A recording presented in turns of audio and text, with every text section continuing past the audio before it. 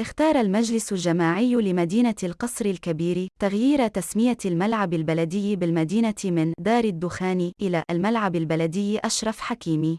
وتأتي هذه الخطوة من المجلس الجماعي لمدينة القصر الكبير نظراً لأصول الدولي المغربي من المدينة المذكورة التي تنتمي لها أمه.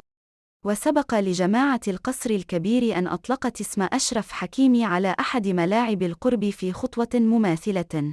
كرم المغرب نجمه الكبير أشرف حكيمي لاعب باريس سان جيرمان الفرنسي بإطلاق اسمه على أحد الملاعب، ووسط أجواء رائعة وفي احتفالية بحضور الآلاف ممن يساندون منتخب المغرب ويعشقون نجمه أشرف حكيمي، وفي مقدمتهم سلطات مدينتي طنجة والقصر الكبير، حضر الجميع لاستقبال لاعب الأسود تكريما له بعد تمثيله المشرف للمنطقة رفقة المنتخب المغربي بكأس العالم وفي مشواره الاحترافي الرائع.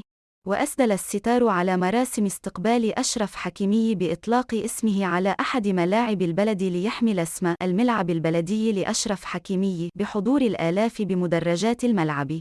وقبل ذلك خاض عدد من لاعبي الأسود القدامى من مختلف الأجيال كنور الدين نبت ومصطفى الحداوي وجواد الزايري وآخرون مباراة استعراضية واحتفالية سبقت التدشين وإطلاق اسم نجم الأسود على هذا الملعب.